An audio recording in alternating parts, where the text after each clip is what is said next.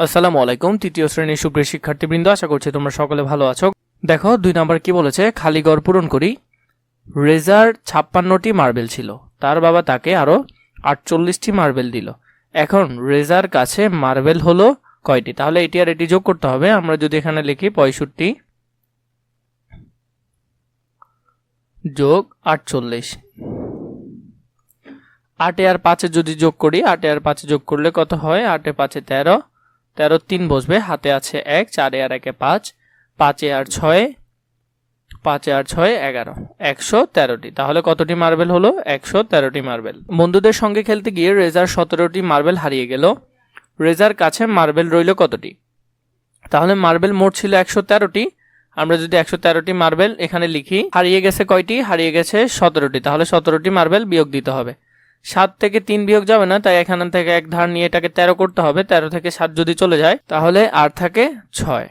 এখন দেখো এখানে যে 1 ছিল, 1 থেকে আমরা 1 ধার নেওয়ার ফলে এখানে আর 0 আছে, 0 থেকে 1 বিয়োগ যাবে না, তাই এখান থেকে ধার নিয়ে 10 করতে হবে।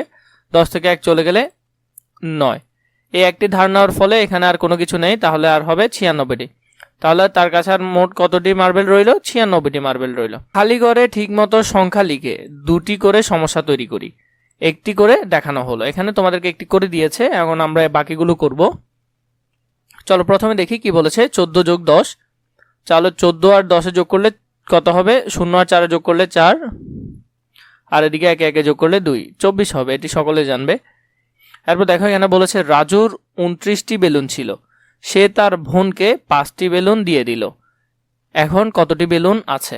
তাহলে আগে রাজুর কতটি ছিল? আগে রাজুর ছিল 29টি। তার বোনকে দিল কয়টি? 5টি। 5 থেকে 9 থেকে যদি 5 চলে যায় আর থাকে 4, আর 2 এর 2 বসে যাবে, তাহলে 24টি। এটিও করলে 24, এটি করলেও 24। তাহলে এভাবে করে আমাদের কিছু গল্প তৈরি করতে হবে এবং কিছু সংখ্যা লিখতে হবে, সাথে গল্পগুলো আমরা এখানে লিখব। চলো দেখিনি। এটি হলো তোমাদের 2 নাম্বার। দেখো এখানে আগে আমরা একটি যোগ করব, একটি বিয়োগ করব। এখানে আছে 11, এখানে 13, 13 আর 11 যোগ করলে 24 হয়। এরপরে একটি হলো 34, একটি 10, 34 থেকে 10 বিয়োগ করলেও 24 হয়। এই দুইটি দিয়ে আমরা দুইটি গল্প লিখব। প্রথম গল্পটি দেখো, ক নম্বরে। কামালের 11টি মার্বেল ছিল। কয়টি মার্বেল ছিল? 11টি। জামাল তাকে আরো 13টি মার্বেল দিল। তাহলে 13 আর 11 যোগ করলে কত হয়? 24 হয়। কামালের মোট মার্বেল হলো কত? মার্বেল হলো 24। ঋতুর একটি পুঁতির মালায় 34টি পুঁতি ছিল, মালাটি থেকে 10টি পুঁতি হারিয়ে গেল। তাহলে 34 থেকে 10 যদি বিয়োগ করি, তাহলে এখন মালাটিতে আর কতটি পুঁতি আছে? 24টি পুঁতি আছে। 2 নাম্বারটি আমরা করেছি। এখন যদি 3 নাম্বারটি দেখি, 3এও আমরা একটি কি করব? এখানে একটি গল্প লিখব এবং এখানে একটি সংখ্যা যোগ করব। এটি হলো তোমাদের 3 নাম্বারটি। দেখো 100 আর 100 যোগ করলে কত হয়? 200 হয়। 500 থেকে 300 বিয়োগ করলে 200 হয়। এভাবে যদি আমরা একটি গল্প তৈরি করি, রহিমা 100 টাকা দিয়ে একটি খাতা এবং আরো 100 টাকা দিয়ে কয়েকটি রঙিন পেন্সিল কিনলো, তাহলে রহিমার মোট কত টাকা খরচ হলো? তাহলে 100 আর 100 যোগ করলে কত হবে? 200 টাকা। 200 টাকা খরচ হলো। খ নম্বর দেখো, পিঙ্কি 500 টাকা নিয়ে মেলায় গেল এবং মেলায় 300 টাকার কেনাকাটা করলো। এখন পিঙ্কির কাছে আর কত টাকা রইল? তাহলে 500 থেকে যদি 300 বিয়োগ করে দিই, আর কত থাকে? 200 টাকা। তাহলে এটি দিয়েও আমরা করে ফেলবো।